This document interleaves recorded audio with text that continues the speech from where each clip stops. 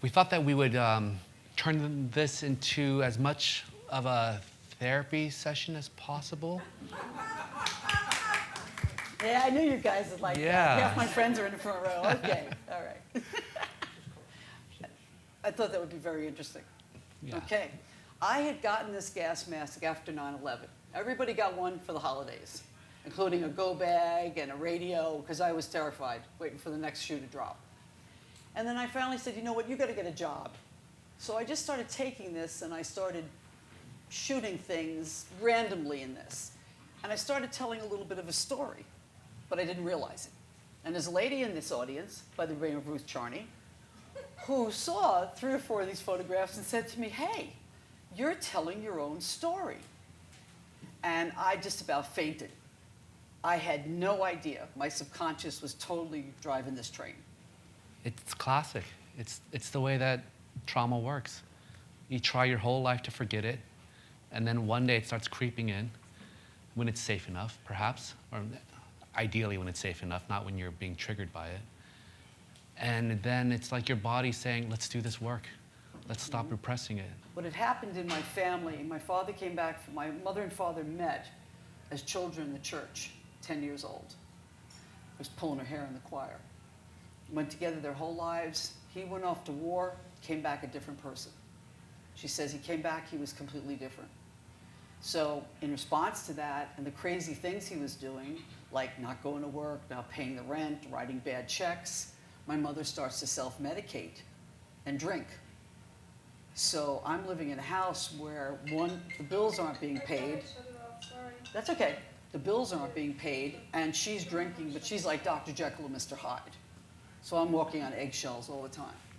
When people think about childhood trauma, they think that it has to do with abuse and something violent. But I think that the more pervasive and the more devastating form of trauma is actually the moment-to-moment neglect that so many of us end up experiencing that leaves us already feeling so alone, even before age 8. Yes. I never felt loved. I have no memories of being hugged and loved or anything. All I remember is taking off as a young child and exploring all day long. I was doing a Huckleberry Finn thing until I was about 6 or 7 years old, and we moved back to New York. I was living in Florida. So I was a wild child. The real tragic part of what happens the day that I'm taken away is that I remember driving up in a car with the priest that had married my parents. They'd been the priest when they were kids. And he said, run up and get your mother. I run upstairs, yelling, Mom, Mom, Mom, where are you? I open the kitchen door, and I smell gas. And my mother is on the floor in a blanket with a pillow on her head, almost dead. And I run downstairs and tell them, and the next thing I know, I'm sitting in a room, and I'm opposite 2 African-American twins, Hilda and Matilda. And they were being incarcerated that night, too. And it was very late at night, and that's all that I remember. And then I remember getting in the bed and crying, like, where am I? And these girls getting up out of their beds, and like, what's your name? Where are you from? Are your parents dead? Are your parents alive? And I was just shell-shocked. And then the next day, they beat the shit out of me. They all chased me, and they beat the shit out of me, and they threw me off an embankment, and I broke my back. It was an induction. It was like, the Citadel, West Point. It was their version. I never understood violence of that sort. That was never in my DNA. I was empathetic. I was compassionate.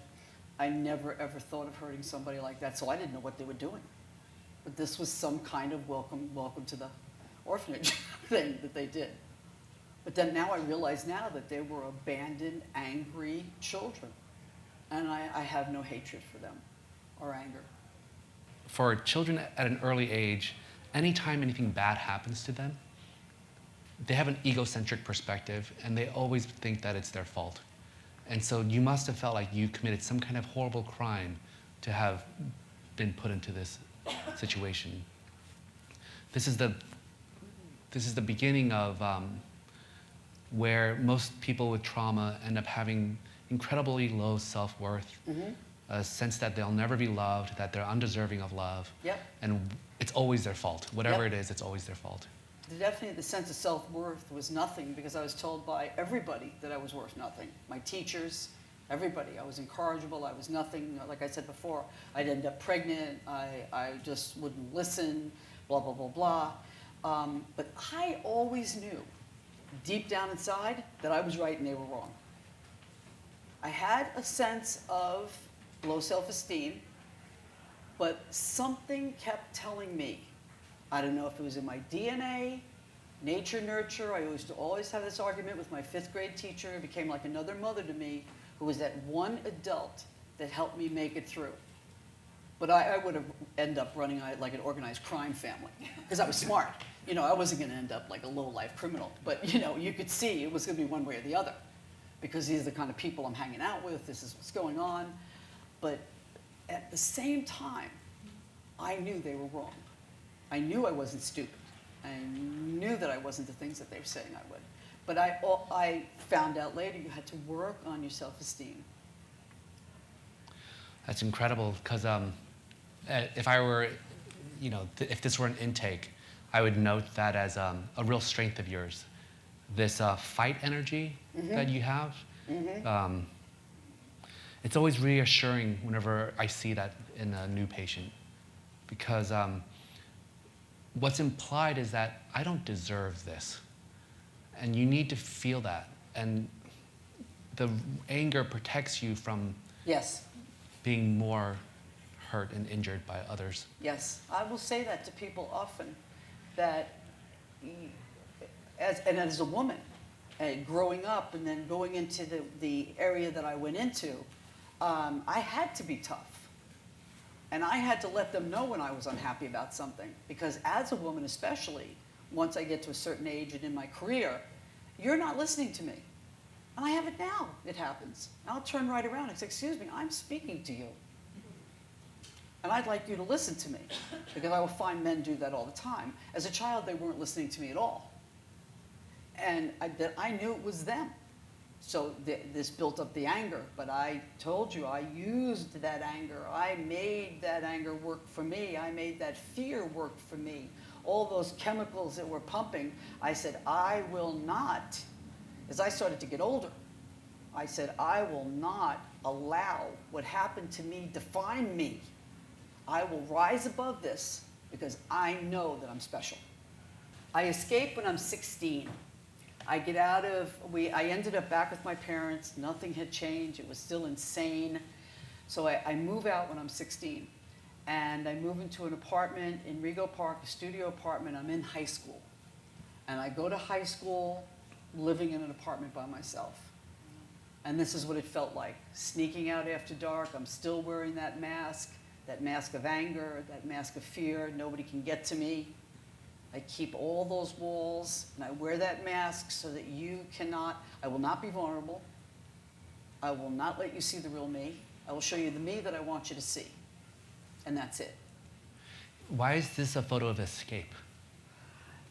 I like the way she's crawling. I shot this out in the fire escape. I have Caitlin crawling up the fire escape in the dark of night. I like it. It looks like a labyrinth. It looks like a spider web. It looks just like I'm climbing, because when I was in the home, I used to think of ways to escape. But I never could get past the big highway up on Hillside Avenue. Like I had it till I got there. Because you're 8 years old, you know, what are you going to do? I recently heard from somebody on the phone, though, that they actually did escape from the orphanage. He wrote to me, because he'd seen the book, which was amazing. Oh, cool. It's like a well, too. And so as your outer self is growing, the inner self recedes more and more. That's right, because I'm still not healthy here. Yeah. I'm still not healthy. But you're surviving. I'm surviving, but I have a lot of work to do. I graduated from NYU with honors. I went to photography and film school because I said, I have to do something I love. I got to listen to Joseph Campbell. I have to follow my bliss. I knew that I could never work in an office. I couldn't be part of a team player. Does not exist. I had to be alone. This is the big moment for me. Now, I'm up at Sleepy Hollow Cemetery, right where they wrote The Legends of Sleepy Hollow. And I have Caitlin on a sarcophagus. And I'm going to go ahead and read that poem. There's a poem in the book. There's a lot of poems in the book.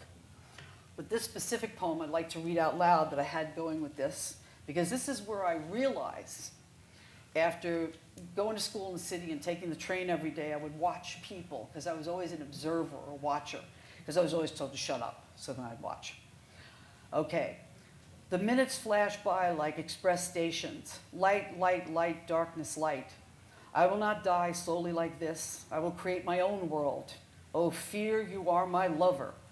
I look up at him, rocking back and forth, hypnotized by the promised pension.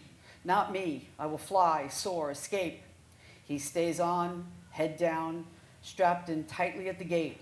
Further down the tube he goes, to the end, and the wall, and death by cubicle. This is like the moment when you like said fuck you to oppression. Yes. Fuck you to dying. Yes. And it's such a weird thing, because it's again like the climbing and the sinking at the same time, because there's, when you read it this time, I felt more of the weight of the context in which you have to say this, and embracing death. Like, it's such a paradoxical thing you're doing, both fighting being killed, but embracing your fear. It's a really complex thing you're doing. That's what's so amazing about, like, why it's both poignantly beautiful and yet terrifying at the same time. You're constantly embracing or experiencing that. Yes. It's amazing. I mean, it's pretty terrifying to be living alone at 16 and studying your regent's red and yellow. You remember those red and white books? I remember doing them, sitting there to graduate from high school in that apartment by myself. The education photo? Mm-hmm. I mean, on the surface, that's like an amazing thing that you're still persevering and you have your head down and you're grinding away at getting your education. But the head is down. You said you're lost, and you're in a tunnel. Like, education, you would imagine the simple thing would be like a soaring bird, like with limitless potential, whereas this is just like a maze. You're not sure whether this is the right way to go. You're still searching.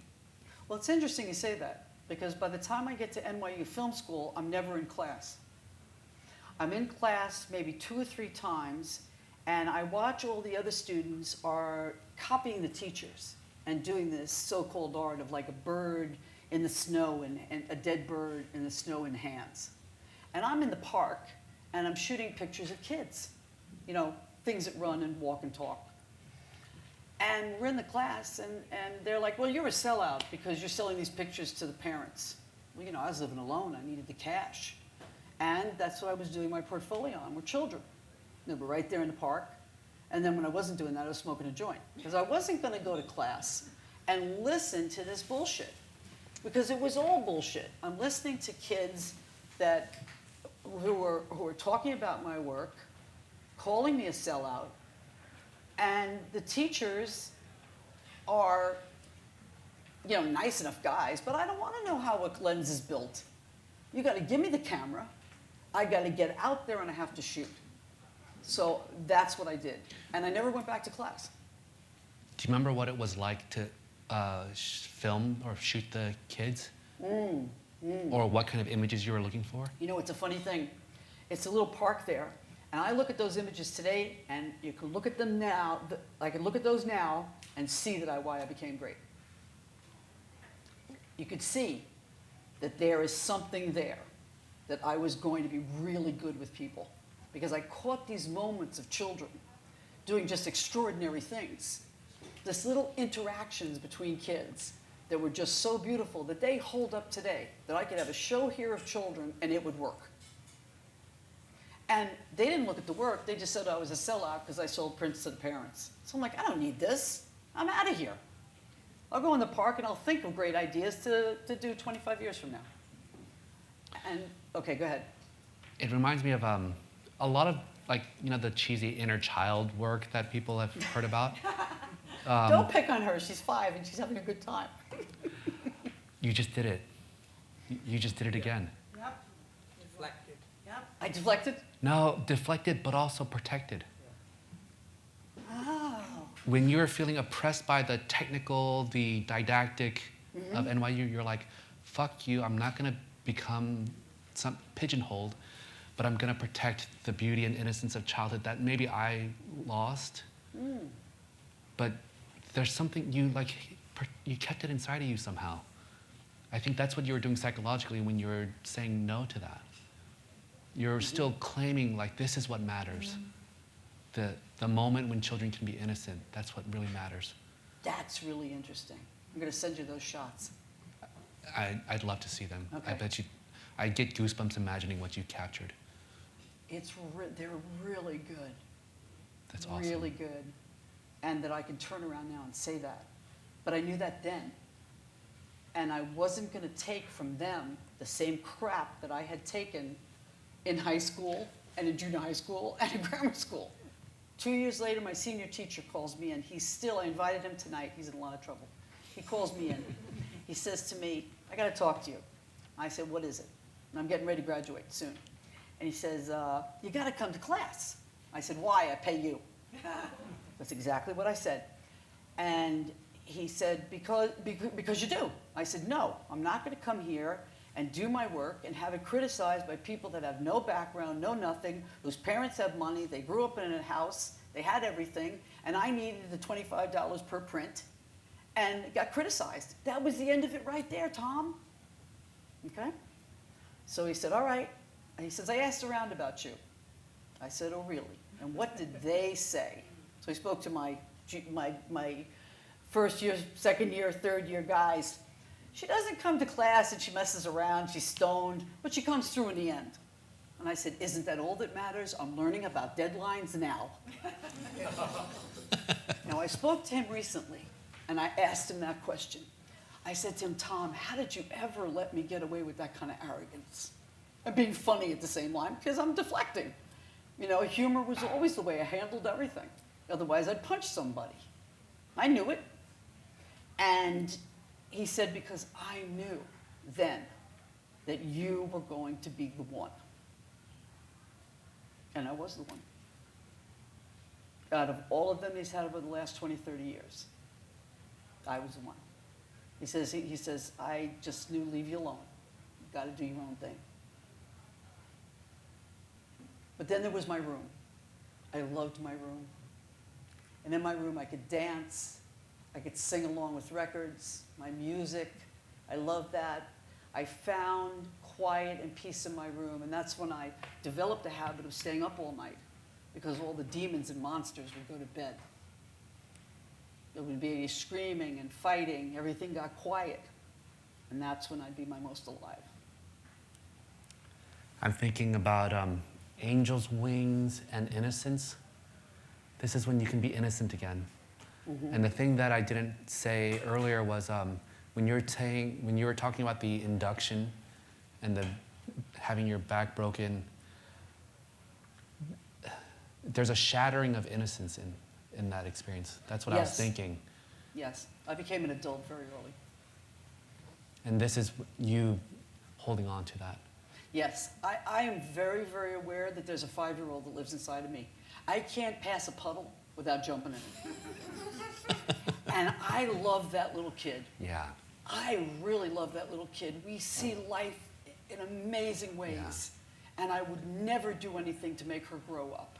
And when I was in therapy, the therapist said, go back and talk to her and tell her how great things turn out. So I did it as a practice.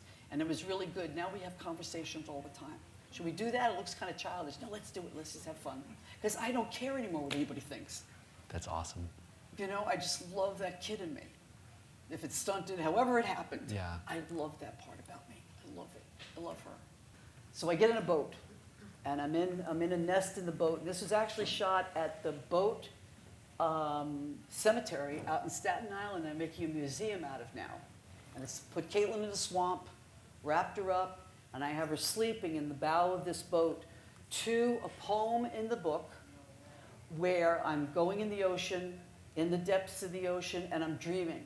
And this is where I run into my demons for the first time. My subconscious opens, and they start mocking me in my dreams, in the book. This is one of the more disturbing images for me, in part because Caitlin looks like a 5-year-old in this one. The way she has her hands, it reminds me of the way my baby sleeps. And the nest and the being embedded, ensconced in something that's supposed to be comforting, but it's still bristly. And then I don't know what that blood thing is over there, and I immediately think about sexual violence because way too many of our women are injured in that way. 1 out of 3. Always realize that horrible, terrible things are happening, but in the midst of that, to create pockets of beauty, like a phrase that I had read from Nietzsche.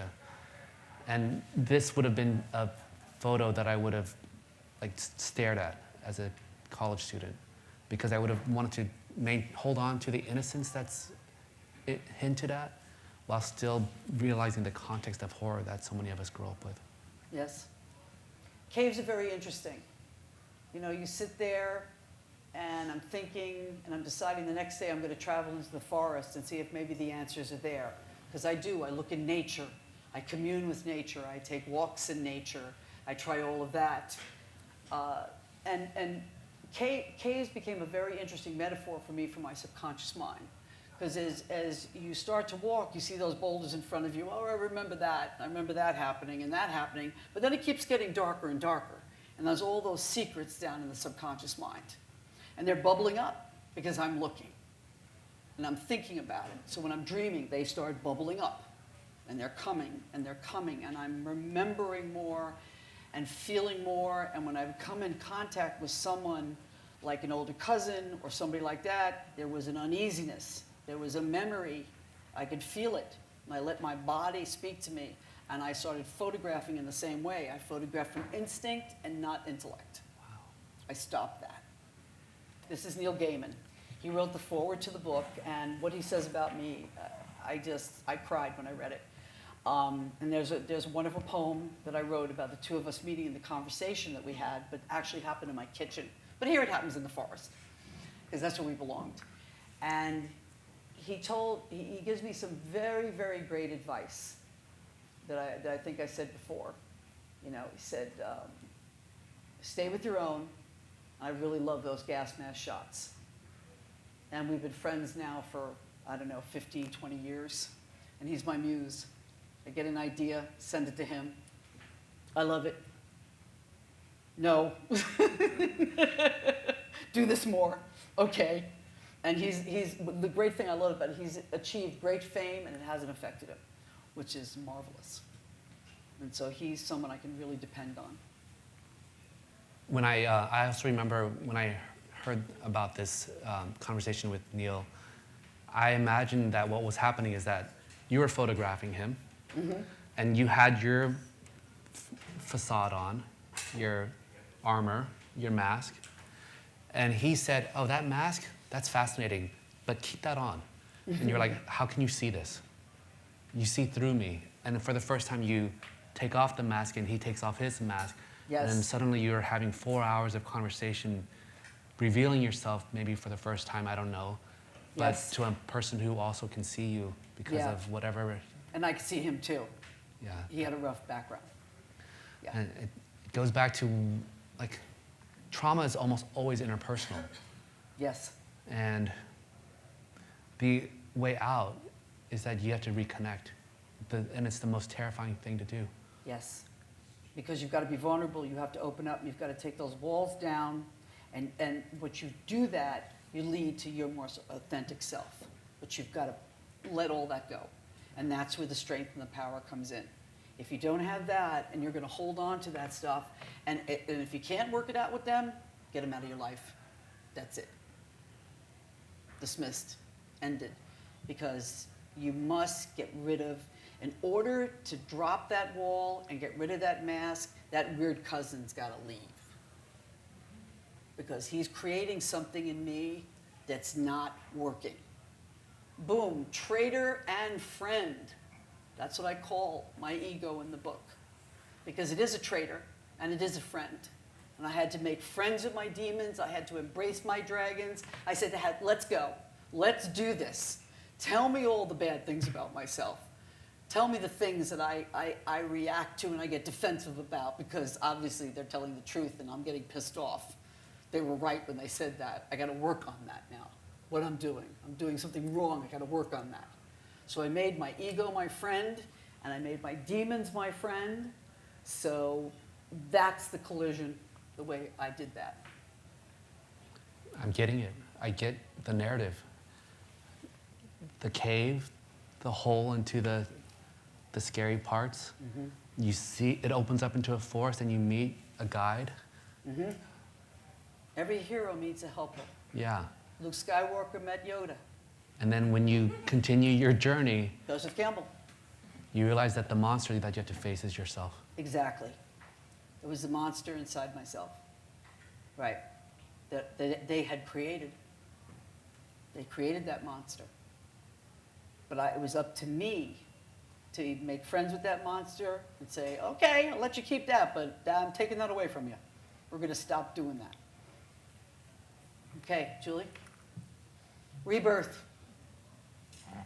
I start to admit to myself, I spent a year with a psychologist working with her on my anger. And this is my, instead of the Christian being reborn, this is my version. This is Caitlin in the studio. This is a piece of thick plexiglass. I stuffed some cellophane underneath of color. Flashlights on all four corners. Put some lights in her eyes. I still have the mask on. And this is the rebirth. I'm noticing that you're becoming more and more technical as we're going. And I told you that I would try to gently challenge you to stay with me and with your story. So with that permission, you said, interestingly, that the work you did with your therapist was to work on your anger. Mm-hmm. Tell me more about what your relationship with your anger was at that point.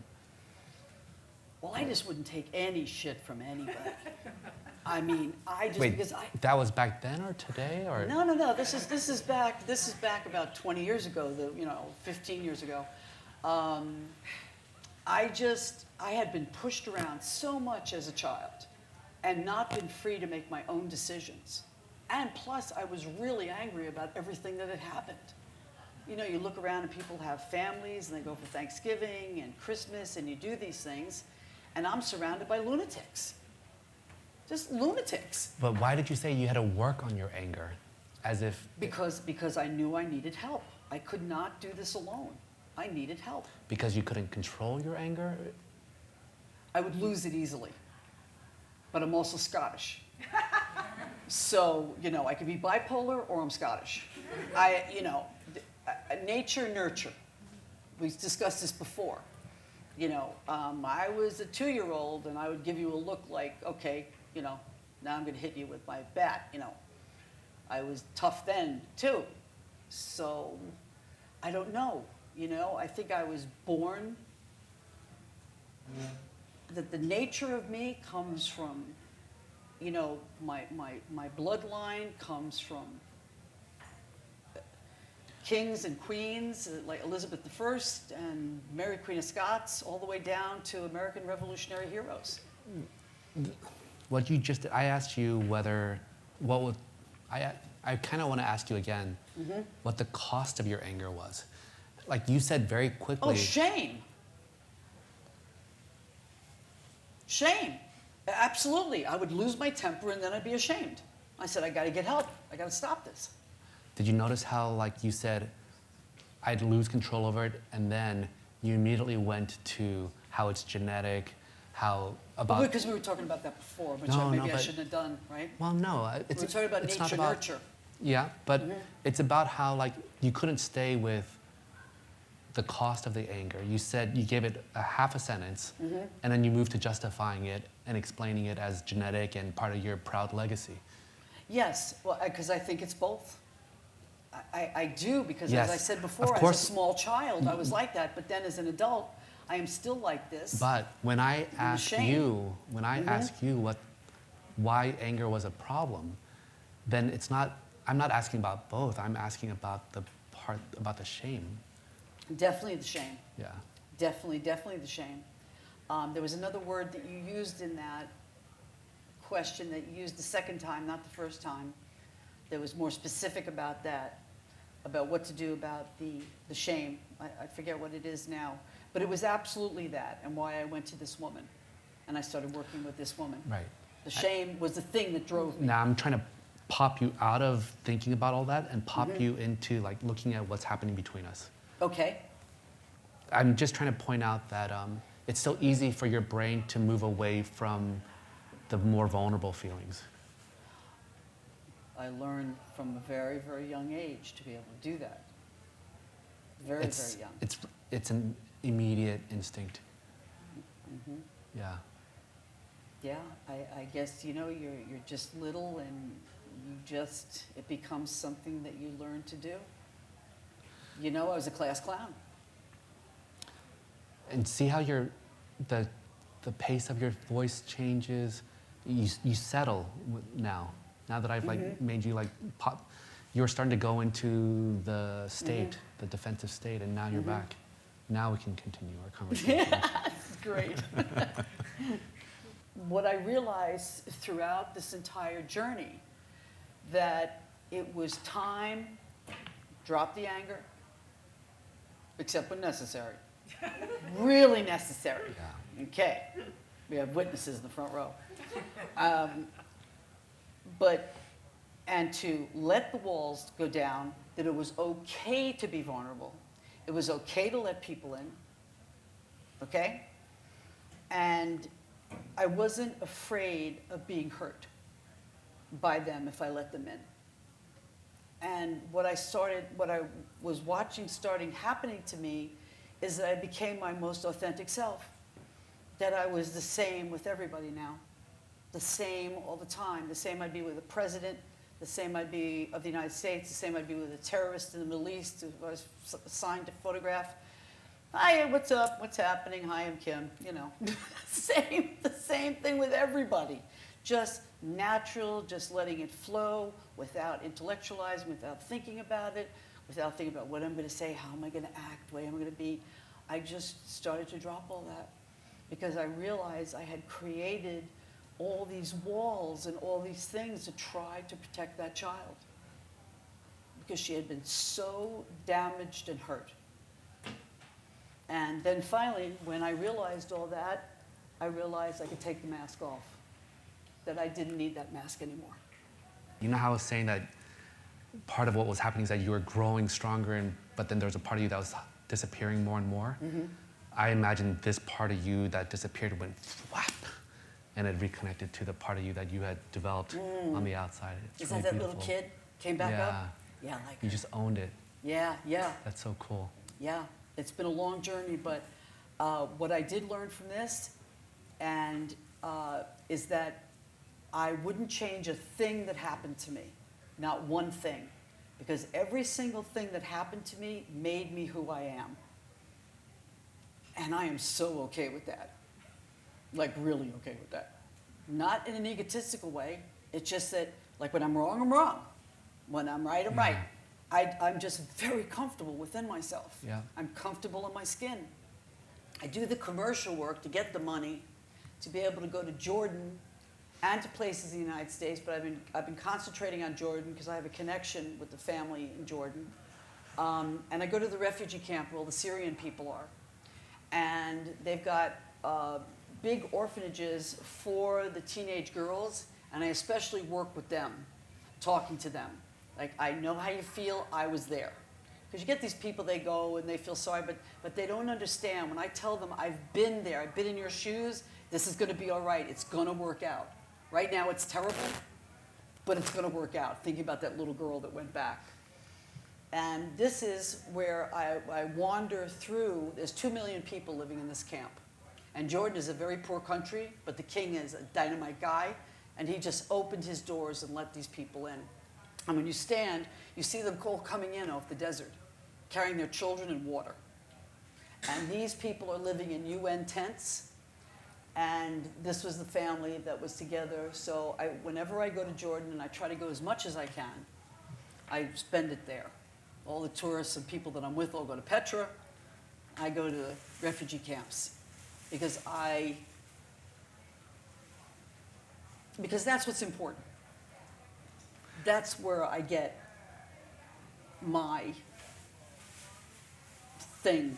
I'm trying to think of the right word, and Well, the image that I'm having is like a timeline of your life, and there's this point in your when you're 20 and you're taking pictures of kids when you should be taking pictures of dead doves, and then there's the child, and somehow, I was imagining those things and thinking, you haven't changed a bit in the best way possible.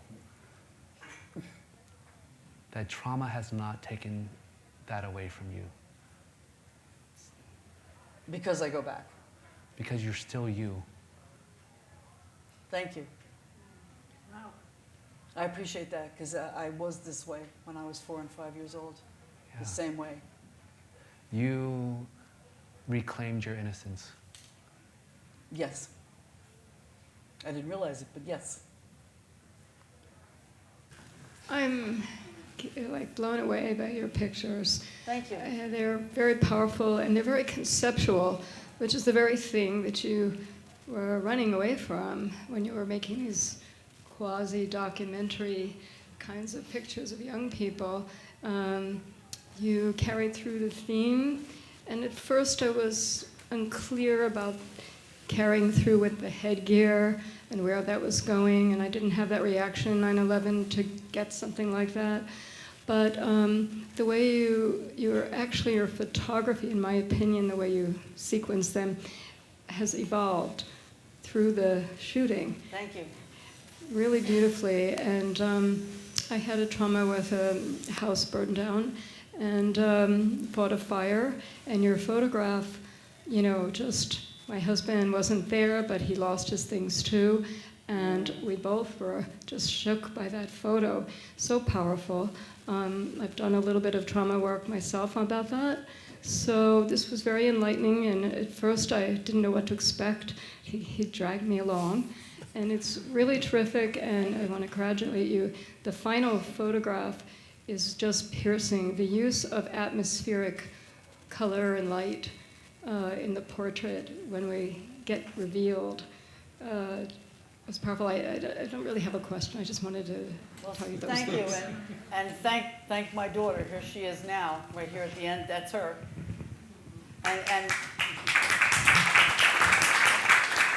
And the thing about Caitlin that she gave me permission to say is that, I was in the orphanage when I was 8 years old, and Caitlin was adopted by my husband and I out of Lithuanian orphanage at 8 years old. The hardest shoot, I would say, out of the series was probably the cocoon shot. That was your favorite. That was very tough, just because it was hurting my limbs and it was taking a while. But then the other shoot you did with me with the butterfly and cocoon, when you used the set twice, you were saying? You really, yeah. Yeah, so that was hard. Every time I was like in a cocoon somewhere, that was like the hardest. Because she said, stay still. And she used to bribe me a lot to do the shoots because I would hate it. I would hate it. I would do anything to get out of it. And she's like, please. And I'm like, no. I don't like you. I hate you. Don't make me do it. But obviously it paid off in the end, so it's awesome. No, but I would say to Caitlin, no. Just call her no. Yeah.